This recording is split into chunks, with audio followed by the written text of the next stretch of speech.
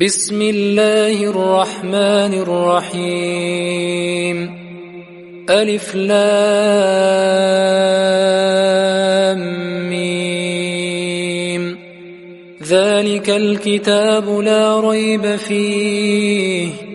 هدى للمتقين الذين يؤمنون بالغيب ويقيمون الصلاة ومما رزقناهم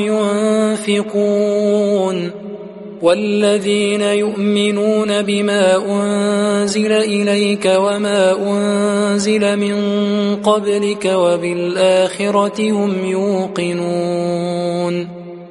أولئك على هدى من ربهم وأولئك هم المفلحون إن الذين كفروا سواء عليهم أأنذرتهم أم لم تنذرهم لا يؤمنون ختم الله على قلوبهم وعلى سمعهم وعلى أبصارهم غشاوة ولهم عذاب عظيم ومن الناس من يقول آمنا بالله وباليوم الآخر وما هم بمؤمنين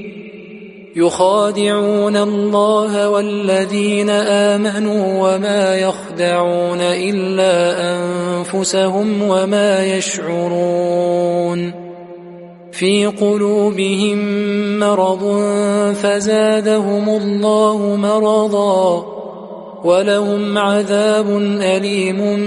بما كانوا يكذبون وإذا قيل لهم لا تفسدوا في الأرض قالوا إنما نحن مصلحون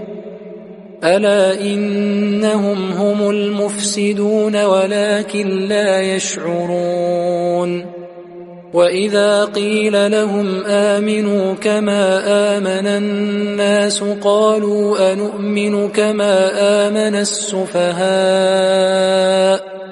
ألا إنهم هم السفهاء ولكن لا يعلمون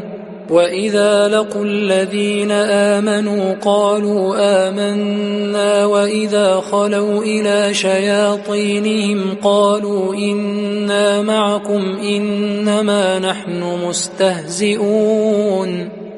الله يستهزئ بهم ويمدهم في طغيانهم يعمهون أولئك الذين اشتروا الضلالة بالهدى فما ربحت تجارتهم وما كانوا مهتدين مثلهم كمثل الذي استوقد نارا فلما أضاءت ما حوله ذهب الله بنورهم وتركهم في ظلمات لا يبصرون صم بكم عمي فهم لا يرجعون أو كصيب من السماء فيه ظلمات ورعد وبرق